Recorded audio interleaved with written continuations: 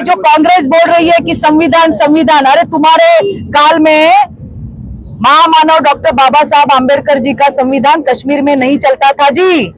ये तो मोदी जी है, उन्होंने कश्मीर से लेके कन्याकुमारी तक बाबा साहब का संविधान चालू कर दिया है। इसे हम कहते हैं कि ये 10 साल, ये तो मोदी जी का सिर्फ ट्रेलर था, अभी तो पूरी पिक्चर बाकी है।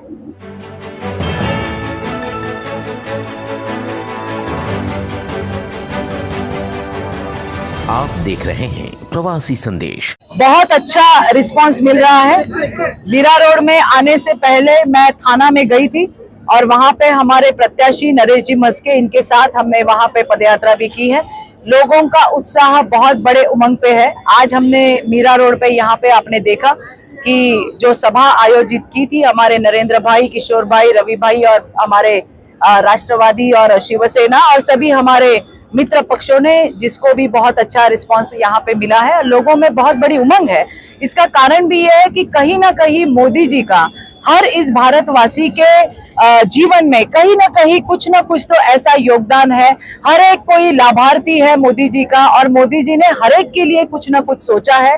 आज हम देख रहे हैं कि 80 करोड़ लोगों को जो गरीब कल्याण की योजना हमारी चल रही है केंद्र सरकार की, मोदी सरकार की, जिसे बहुत अच्छी तरह से लोगों ने सराहा है। और ऐसी बहुत सारी, जिसके बारे में हम कह सकते हैं, आयुष्मान भारत योजना, 5 लाख का जो बीमा कवच मोदी जी ने दिया है, घर दिए हैं, पानी दिया है, बिजली दी है, जल जीवन मिशन महाराष्ट्र में बहुत बड़े पैमाने पे हो रहा है कि हर घर में जल होगा, हर घर में नल होगा, उसमें जल होगा। ऐसी बहुत सारी योजनाएं हैं जहां कहीं ना कहीं आम आदमी मोदी जी से जुड़ा हुआ है और तभी लोगों में बड़ा उत्साह है। हम जहां पे भी जाते हैं तो लोग हमें कहते हैं कि फिर एक बार मोदी सरकार, अब की बार 400 पार।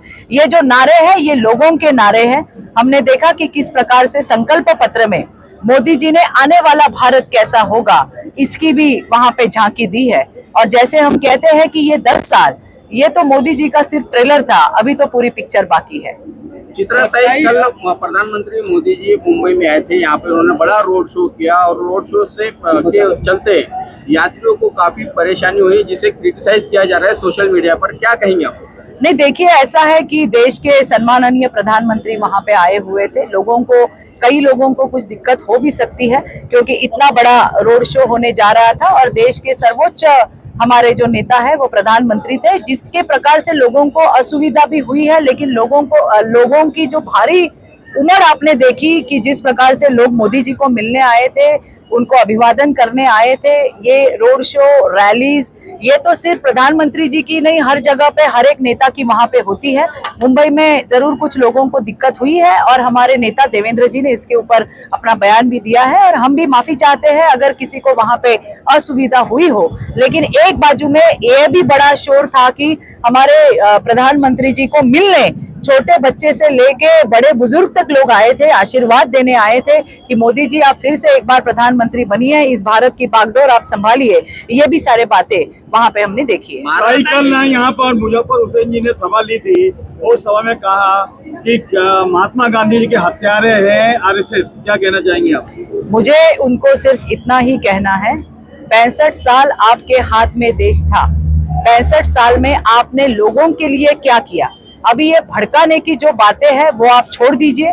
जो आप मुस्लिम वोटों की बात करते हो कि ये हमारी वोट बैंक है, क्या मुस्लिमों के तरक्की के लिए कभी कुछ कांग्रेस ने किया है? ये मेरा उनको सवाल है। मोदी जी ने आप हमें मतदान दो या मत दो, लेकिन फिर भी हम आपके लिए काम करेंगे, ये सिर्फ कहा नहीं है तो वो कृति में लाने का काम किया है। जैसी बहुत सारी योजनाएं मैं आपको बता सकती हूँ कि मुसलमानों के बच्चे भी IAS IPS होने चाहिए, ये सोच रखने वाले हमारे प्रधानमंत्री नरेंद्र मोदी जी है, जिनके लिए फीस के पैसे भी मोदी सरकार दे रही है। जिसकी बेटी ग्रेजुएट हो जाती है, शादी शगुन जैसी योजना उसके खाते में 51,000 रुपए मोदी सरकार डाल रही है। इनके लिए उस्ताद योजना हो, ईदी योजना हो, न जाने कितनी सारी योजनाएं दी है।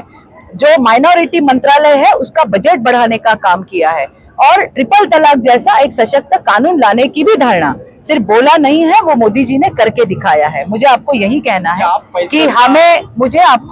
कहना है कि मुसलमान हमें वोट दे ना दे, हमारे मोदी जी हर जात धर्म पंथ के परे जाके इस देश के हर नागरिक के लिए काम करते हैं। हम कोई जाति में विश्वास नहीं रखते। 65 साल का 70 साल का हमेशा आप बोलते आए हो, 10 साल भी तो आपके है, कितने दिन आप 65 साल 70 साल के कैसे अरे बचे? 65 साल दूसरा सवाल मेरा ये, पहला एक ही होने दो। 80 करोड़ आप राशन की बात करते हैं, क्या देश के लिए शोकांति का नहीं है कि 80 करोड़ लोग गरीब है, सरकार को राशन पानी अरे जिनके हाथ हथेली पे जिनका खाना है, जो आज खाएंगे कमाएंगे तो खाएंगे। मैं आपको एक किस्सा बताती हूँ। एक माँ मुझे मिली थी महाराष्ट्र में और वो मुझे कह रही थी कि मुझे मोदी को वोट देना है, और वहां पे हमारे प्रत्याशी थे घड़ी, राष्ट्रवादी कांग्रेस पार्टी का हमारा उम्मीदवार था। तो उसने मुझे कहा कि अगर मुझे मोदी को वोट देना है और यहाँ पे कमल नहीं है, तो मैंने कहा नहीं, आप घड़ी को वोट दीजिए, वो मोदी को मिलेगा।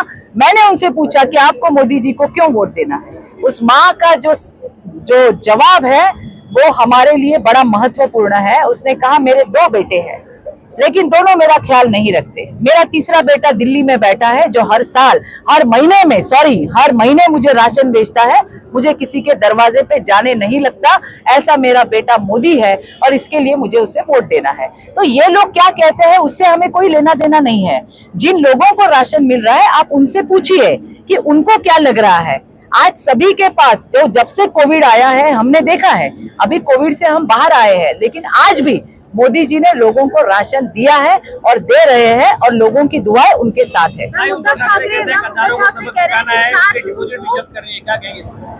अरे उद्धव ठाकरे के औकात का फुग्गा है ना, वो तो लोगों ने 2.5 साल पहले फोड़ दिया। इसके लिए उद्धव ठाकरे और उसके चेले चपाटे क्या बोलते हैं उस पर ज्यादा ध्यान देने की जरूरत नहीं है। एक तो जो सुबह में उनके बाजू में बैठता है टीन टप्पर संजय राउत, जो एक आर्थिक घोटाले में जामीन पे बाहर निकला हुआ आरोपी है, इन लोगों को ज्यादा सीरियस लेने की कोई जरूरत नहीं है। जब आपके हाथ में था आपने कुछ नहीं किया। कोविड में लोग मर रहे थे, आप तो फेसबुक लाइव पे आ रहे थे। तभी भारतीय जनता पार्टी हो, शिवसेना हो, राष्ट्रवादी हो, सारे नेता रास्ते पे जा रहे थे, लोगों के साथ कर रहे थे। तुम लोगों ने तो लोगों की खिचड़ी नहीं छोड़ी, तुम लोगों ने तो बॉडी बैग नहीं छोड़े। तुम क्या बात कर रहे हो? और जो अपनी पार्टी नहीं संभाल सकता, इससे ज्यादा नालायक कौन होगा? और ये उद्धव ठाकरे हमारे नेता को नालायक बोल रहा है। देखो अभी ये बात है, और इसीलिए लोगों ने देखा हुआ है और इनके औकात का मराठीमध्ये लायकीचा फुगा 2.5 वर्षापूर्वीच फोडलेला आहे। त्याच्यामुळे यांना काही फार सिरियस घेण्याची गरज नाही, और इनके ऊपर थोड़ी ना कुछ है जी। ये मराठी बोल रहे हैं, मराठी लोगों के तो टाळूवरचं लोणी खातात। हमने देखा नहीं वो पत्राचाल का क्या घोटाला करके रखा हुआ है, वहां पे कौन है? मराठी लोग ही तो बैठे हैं ना। और आपने किया क्या?